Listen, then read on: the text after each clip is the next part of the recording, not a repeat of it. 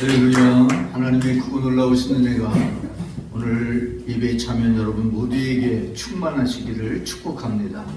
오늘 우리가 읽은 말씀을 중심으로 그곳을 향해 가는 나그네, 이런 제목으로 함께 말씀 가운데 은혜를 나누고자 합니다. 나그네라고 하는 말은 어딘가를 여행하는 사람을 가리켜서 이야기합니다. 자기 집에 있는 사람이나 자기 고향에 있는 사람이 아니라 다른 곳에 여행하고 있는 사람을 가리켜서 나그네라고 얘기합니다. 그런데 인생을 가리켜서 나그네길이라고 노래한 노래들이 있죠.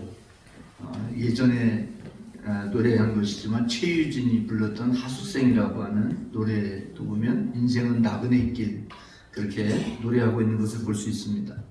뿐만 아니라 총록파 시인으로 알려져 있는 박목월이라고 하는 시인은 나그네라고 하는 시를 쓰기도 했습니다. 구름에 달 가듯이 가는 나그네. 그래서 우리 인생을 가리켜서 그렇게 표현한 것을 볼 수가 있습니다. 그런데 시인이나 이런 가수들만 그렇게 노래하는 것이 아닙니다. 성경에도 보면 야곱이라고 하는 사람이 나오는데, 이 야곱이 애굽에 내려갔을 때에 바로 앞에 서게 되고 바로에게 자신의 인생길을 소개할 때에 창세기 47장 9절 말씀에 보니까 야곱이 바로에게 아뢰되 뭐라고 얘기를 합니까? 내 나그네 길의 세월이 130년이니이다. 130세 때 바로를 만나게 되는 거죠. 근데 나그네 길의 세월이다, 이렇게 표현을 하고 있습니다. 어떤 때는 나그네는 목적이 없이 발 닿는 대로 가기도 합니다. 그런데 우리는 그냥 발 닿는 대로 가는 인생이 아니고, 그런 나그네가 아니고, 그래서 그 교회에서 말하는 나그네에 대한 표현 중에 하나가 바로 순례자라는 표현입니다. 순례한다, 성지를 순례한다, 이렇게 표현을 하죠. 그래서 그 순례한다는 얘기는 목적지가 있다는 얘기입니다. 목적지가 분명한 거죠. 그 목적지를 향해서 가는 것이 바로 순례자라는 것입니다. 믿음의 길을 그래서 순례자의 길로 표현하고 있는 것을 볼 수 있습니다. 우리는 천국까지 우리 인생길의 순례자로 그 천국을 향해서 그 순례의 길을 가고 있는 것이죠. 히브리서를 보니까 믿음의 사람들을 가리켜서 세상에서 외국인과 나그네라고 이렇게 표현합니다. 히브리서 11장 13절 말씀에 보니까 이 사람들은 다 믿음을 따라 죽었다. 그 얘기는 믿음의 사람들이다. 믿음으로 살았다, 그 얘기죠. 죽었다는 표현은 그 전에 믿음으로 살았다는 것이 전제가 되는 것입니다. 또 땅에서는 뭐라고요? 외국인과 나그네임을 증언했다. 그럼 이 사람들은 다 자기 집을 떠나서 또 돌아다녔을까요? 그런 얘기가 아닙니다. 이 세상의 삶이라는 게 우리는 천국이 나의 본국이에요. 그래서 천국에 가기 전까지는 이 땅에서는 외국인처럼 또 나그네처럼 그렇게 살았다는 표현을 이렇게 하고 있는 것이죠. 그뿐이 아닙니다. 베드로 서신에 보면 베드로도 역시 성도들을 가리켜서 베드로전서 2장 11절 말씀에 보니까 사랑하는 자들아, 뭐와 같아요? 거류민과 나그네 같은 너희를 권하노니. 거류민이라는 얘기는 그냥 거하고 있는 거예요. 그곳이 자기 집이 아니고 자기 본향이 아니고 그것의 원주민이 아니고 거기에 그냥 거류하고 있는 거예요. 그게 거류민과 나그네 같은 너희라고 이렇게 표현을 하고 있습니다. 우리는 나그네지만 나그네의 삶을 살아가지만, 그러나 아무 정처 없이 아무 데나 떠드는 나그네가 아니라는 거예요. 우리는 바로 그곳을 향해서 하나님께서 우리에게 예배해 놓으신 그 나라를 향해서, 하나님의 나라를 향해서 가는, 방황하는 나그네가 아니라 저 높은 곳을 향하여 가는 순례자로서의 나그네라는 사실을 이 시간 먼저 기억하고 오늘 말씀을 함께 나누도록 합니다. 첫 번째는 나그네로서의 오늘 말씀을 중심으로 함께 나누는데, 나그네는 모든 것을 배설물로 여긴다, 이렇게 표현하고 있습니다. 배설물이라고 하는 얘기는 우리 몸에서 버리는 것들이죠. 그죠? 버리는 것들, 그런 것을 배설물이라고 얘기를 합니다. 나그네는 이게 몸이 가벼워야 돼요. 그죠? 이거저거 다 끌고 가면 장롱도 메고 가고 뭐 이게 다 끌고 가면 갈 수가 없어요. 그래서 나그네는 몸이 가벼워야 돼요. 너무 많은 것을 쥐고 있으면 가는 길이 너무 힘들고 벅차합니다. 오늘 말씀을 보면 바울이라고 하는 사람이 이제 기록한 말씀인데, 빌립보 교회에 보낸 말씀인데, 바울은 유대인으로서 자랑할 것이 참 많은 사람이라고 스스로가 얘기를 하죠. 사도행전 22장 3절 말씀에 보니까 나는 길리기아 다소에서 났고, 다소라는 곳에 났어요. 이성에서 자라고, 이성이라는 것은 예루살렘을 얘기하는 거예요. 나기는 길리기아 다소에서 났는데 자라기는 예루살렘 성에서 자랐어요. 그리고 가말리엘 문화에서 우리 조상들의 율법의 엄한 교훈을 받았다, 이렇게 표현합니다. 자, 우리는 그냥 이 말씀을 보면 그냥 그런가 보다 생각을 합니다. 그러면 이 가말리엘이라고 하는 사람을 왜 이 바울이 강조해서 얘기를 하고 있을까요? 예, 유명한 사람이에요. 말만 하면 다 아는 사람이에요. 여러분의 이름을 다른 사람에게 얘기하면 다 알죠? 모르죠. 그죠? 우리들만 알죠? 근데 이 사람을 얘기하면 유대인들은 다 알아. 유대인뿐이 아니라 유대의 나라에 관심 있는 사람들은 가말리엘이라고 하는 사람을 다 알아. 왜 이 사람이 이렇게 유명할까요? 이 사람은 랍비예요. 랍비인데 랍비들의 랍비예요. 그러니까 랍비들을 가리키는 선생님이에요. 얼마나 유명한지 이 가말리엘 밑에서 공부하려고 하는 사람이 아주 줄을 서는 사람이에요. 그런데 이 바울이 바로 가말리엘 문화에서 가말리엘에게 저기 말씀 기록되어 있는 대로 조상들의 율법의 엄한 교훈, 그 모든 율법의 교훈들을 다 배운 사람이다 이거야. 뭘 배웠어요? 율법과 또 예언서와 성문서에 기록되어 있는 그런 말씀들, 구약에 있는 말씀들. 여러분 랍비가 되려면 이 말씀들을 거의 외워야 돼요. 달달달 외워야 돼. 그리고 그 의미를 정말 아주 세세하게 알고 있어야 되거든요. 이 가말리엘이라고 하는 가장 유명한 선생님 밑에서 배웠다는 거예요. 그뿐이 아닙니다. 그는 어디에서 태어났어요? 길리기아 다소에서 태어난 것 때문에 사도행전 22장 25절 말씀해 보니까 이게 이제 바울이 자기를 처형하려고 하는 백부장에게 얘기하는 거예요. 백부장대로 이르되 너희가 로마 시민된 자를 죄도 정하지 않고 채찍질할 수 있느냐? 그러니까 백부장이 깜짝 놀라요. 그래서 채찍질하지 못해요. 이 바울은 로마 시민권자였다는 거죠. 당시 그 고대 근동 지역을 다스리는 나라가 어느 나라예요? 로마예요. 그러니까 로마 시민권을 가지고 있다고 하는 것은 모든 로마가 다스리는 제국 안에서는 로마에 의해서 보호받고 그 권리를 누릴 수 있는 사람이 바로 로마 시민권자인데, 로마 시민권자라는 거예요. 근데 이 모든 것, 가말리엘 문화에서 배운 모든 학문, 자기가 태어나면서 베냐민 지파에서 난지 8일 만에 할례를 받고 모든 율법을 배우고 했던 이런 모든 것들, 자기가 가지고 있었던 모든 지식, 이런 모든 것들을 그리스도를 위하여 배설물로 여긴다. 사실 이게 얼마나 큰 자랑거리예요. 그래서 엄청난 자랑거리인데, 자랑거리지만 나는 이것을 버릴 것으로 생각한다. 배설물처럼 생각한다. 이렇게 고백을 하고 있어요. 8절 보세요. 이 모든 것이라는 게 바로 얘기하는 모든 걸 얘기하는 거예요. 해로 여김은 내 주 그리스도 예수를 아는 지식이 가장 고상하기 때문이라. 내가 그를 위하여 모든 것을 잃어버리고 배설물로 여김은 그리스도를 얻고, 예수님을 얻기 위해서 예수님만 얻으면 이 모든 것들은 다 아무것도 아니다. 이렇게 고백을 하고 있는 거예요.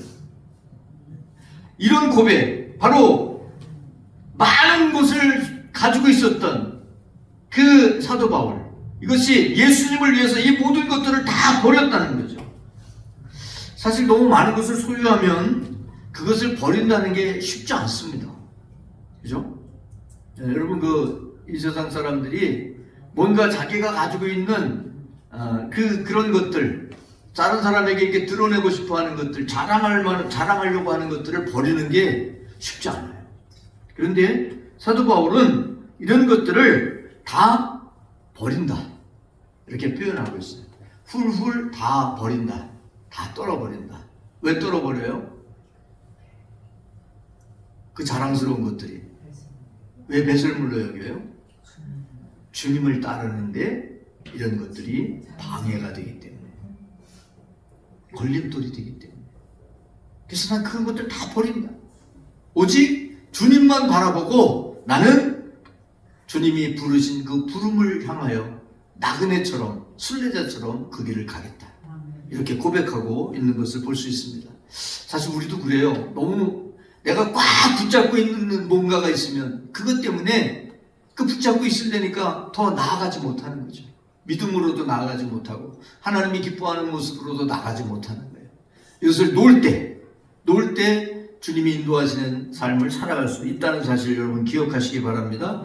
두 번째는 나그네라고 하는 것은 순례자라고 얘기했죠. 나그네가 순례자인데, 순례자는 바로 부름심을 받은 그곳, 하나님이 우리에게 허락하시는 그곳을 향해서 다름질하는 사람이라는 사실입니다. 우리가 나그네라는 말을 하고 있는데, 이 나그네의 삶이라고 하는 것은 이 세상에서의 삶이에요. 우리가 살아가는 그 삶을 얘기하는 거죠. 그런데 오늘 말씀해 보면 이 나그네로서 우리는 어떻게 살아가야 되느냐, 12절과 14절 말씀해 보니까 오직 내가 그리스도 예수께 잡힌 바 된 그것을 잡으려고 어떻게 해요? 달려간다. 이 달려가는 사람, 다름질하는 사람, 또 표대를 향하여 그리스도 안에서 하나님이 위해서 부르신 그 부름의 상을 위하여 달려간다. 달려간다는 표현이 두 개가 오늘 말씀 속에 나오는데, 바로 우리는 그곳을 향해서 나아가는 사람이에요. 그런데 달려가는 사람이에요. 사실 우리의 인생이, 우리에게 주어진 시간이 뭐같이 빠르다 그러죠? 살같이 빠르다. 흐르는 물처럼 빠르다. 이렇게 표현하죠? 살같이 빠른 인생. 살이 뭐예요? 내 배에 있는 살을 얘기하는 거예요? 그럼 살이 뭐예요? 화살을 얘기하는 거예요. 화살이 얼마나 빠르게 갔어. 지금 아시안 게임 하잖아요. 아시안 게임 하는데 양궁 하잖아요. 이렇게 쏘면 얼마나 빨리 가서 다 꽂힙니까? 그죠? 우리가 살아가는 세월이 그렇게 화살처럼 빠르다는 거예요. 물이 흘러가는 것처럼 계속 흘러간다는 거죠. 멈추지 않고 그렇게 흘러가는데, 그래서 이게 달려간다고 하는 표현이 바로 그런 거예요. 그렇게 가는 곳에 함께 가는데 그냥 목적지 없이 흘러가는 게 아니죠. 사실 물도 목적지 없이 흘러가는 게 아니죠. 어디로 갑니까? 바다로 가죠. 물이 흘러 바다로 갑니다. 모든 물을 흘러가면 바다로 가게 돼 있어요. 막혀 있어서 못 갈 뿐이지, 가면 어디로 가요? 바다로 가요. 마찬가지로 우리는 달려가는데 어디를 향해서 달려가요? 하나님의 나라를 향해서 주님이 허락하신 그 부름의 상을 위하여 달려가는 것이죠. 그래서 실존 철학에서는 인간을 가리켜서 뭐라고 표현하냐면 길 위에 있는 존재다 이렇게 표현합니다. 뭐라고요? 길 위에 있는 존재다. 그것을 또 다른 표현으로 도상의 존재다 이렇게 표현합니다. 도상, 길도자를 써서 길 위에 있는 존재, 바로 도상에 있는 존재다. 가는 그 과정에 있는 존재다 이렇게 표현합니다. 그 도상에서, 그 길에서, 길 위에서 오늘 말씀해 보니까 뭘 해요? 다름질하는 존재다. 달려가는 존재다. 다름질하려고 하면, 여러분 다름질하는데 달려가죠? 이 물이 흘러간다고 그랬잖아요. 흘러가는데 어디로 간다고요? 바다라고 하는 목적지를 향해서 가는 거예요. 물이 흘러가다가 멈추고 그 다음에 다시 뒤로 돌아서 거꾸로 가죠? 거꾸로 가지 못해요. 이게 가다가 자기 스스로도 멈추지 못하죠. 뭔가 장애물이 있으면 멈추지만 그냥 흘러서 갑니다. 앞을 향해서. 뒤로 돌아보는 적이 없어요. 물이 흘러갈 때.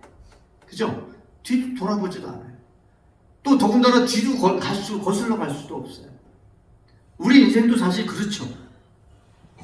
우리는 그냥 다름질할 뿐입니다. 그런데 다름질을 때로는 멈추죠. 앞을 보고 가야 되는데, 앞을 향해서 가야 되는데 어떻게 해요?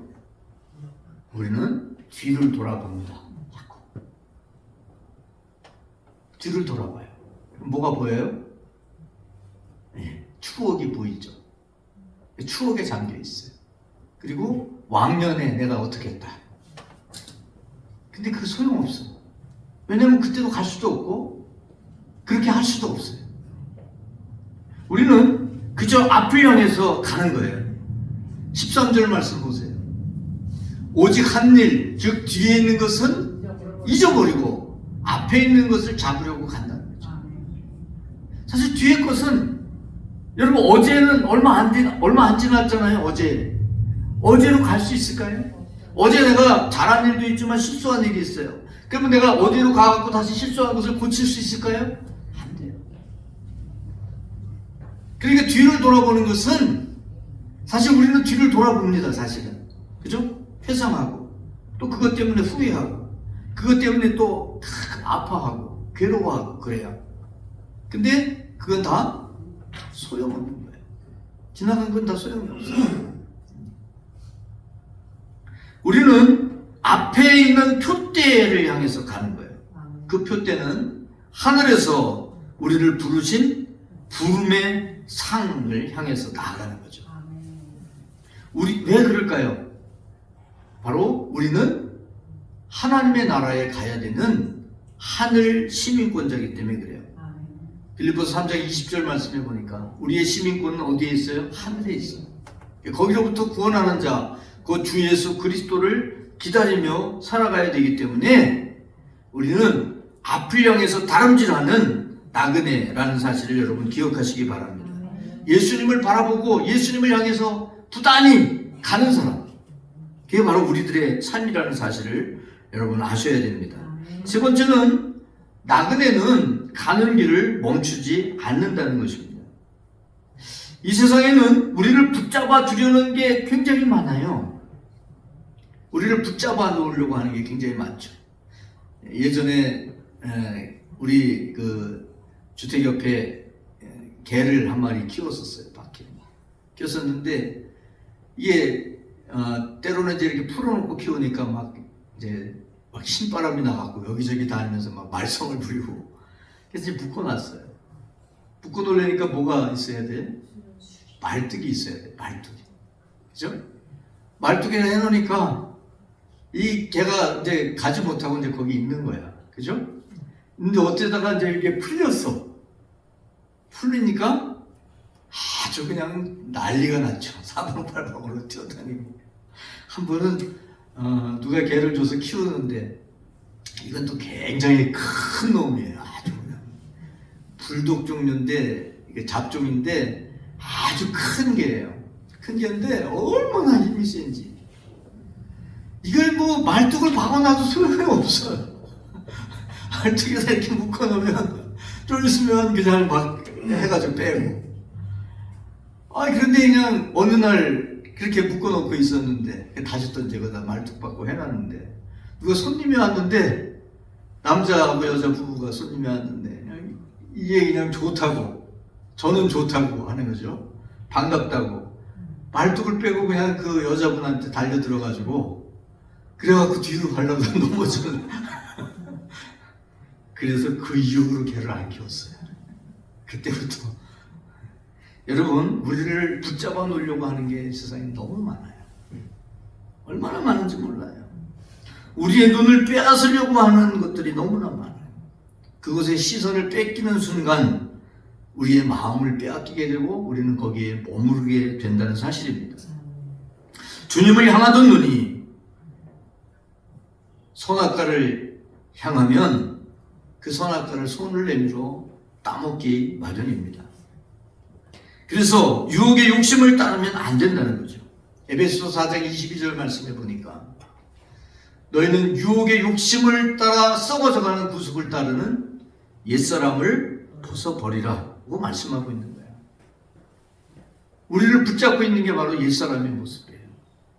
바로 말뚝에 박혀있는, 매여있는 그 강아지가 꼼짝 못하고 있는 것처럼 옛사람에 붙잡혀 있으면 앞으로 나가지 못하고 꼼짝하지 못하고 있는 거예요. 우리는 지금 어디에 있든지 멈추지 말고 계속 믿음의 길을 가야 한다는 것이죠. 16절 말씀 보면 오직 우리가 어디까지 이르렀든지 그대로 행할 것이다. 무슨 길을 행해요? 믿음의 길을 그대로 가는 거예요. 멈춰 있으면 안 된다는 거죠. 그래야 우리의 생명을 지킬 수 있습니다. 가라고 했는데 가지 않고 뒤돌아본 사람이 있잖아요. 창세기 19장 26절 말씀해 보니까 롯의 아내는 뭐 했어요? 뒤를 돌아본 거로 뭐가 됐죠? 소금 기둥이 됐어요. 소금 기둥. 무슨 얘기예요?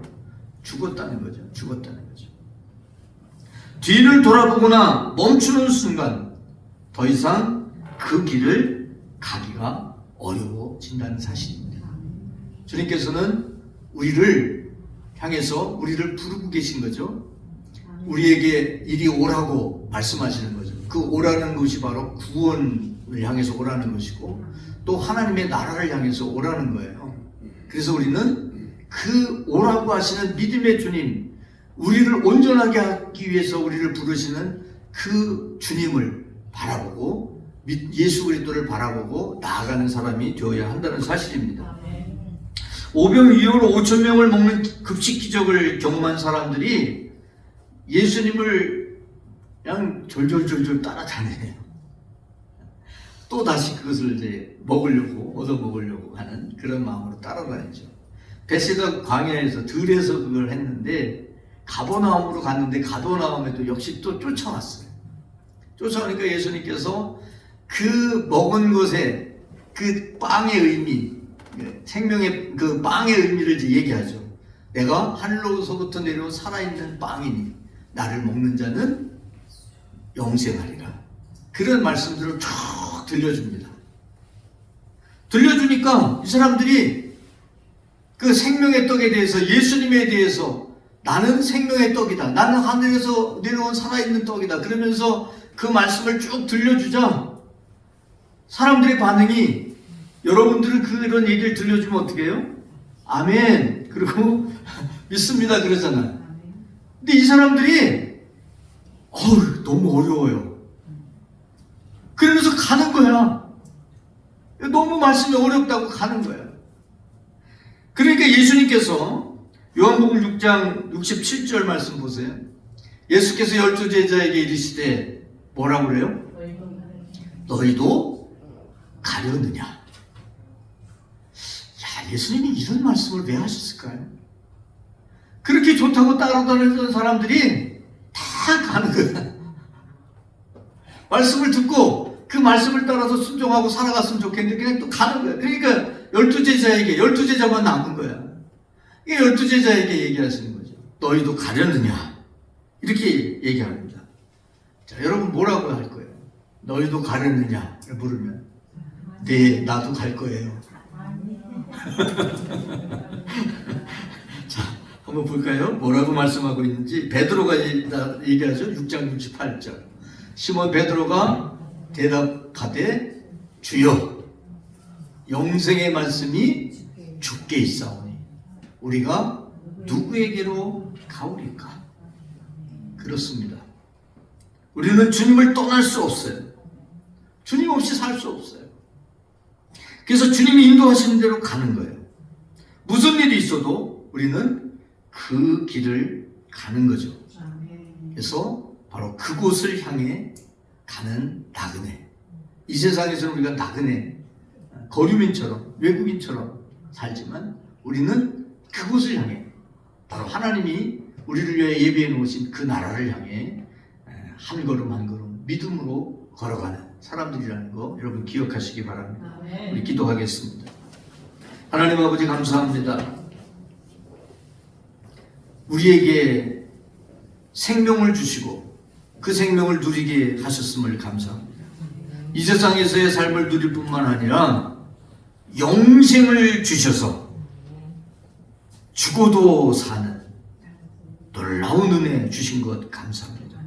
하나님, 우리를 부르신, 우리를 구원하신 주님, 그 주님께서 우리를 오라 하시고 하나님의 나라를 향해서 가라 하시는데, 하나님, 그 주님을 바라보고 그 주님에게 시선을 아버지 고정하고 주님이 인도하시는 대로 믿음의 주여 온전케 하시는 예수 그리스도를 향하여 나아가는 저희들이 되게 하여 주옵소서. 이 세상에서는 나그네같이 살지만 우리는 장차 천국에서 하나님의 자녀로 영생을 누리는 소망 가지고 나아가는 저희들 되게 하여 주시옵소서. 길이요 진리요 생명 되시는 우리 구주 예수 그리스도의 이름으로 기도 올립니다.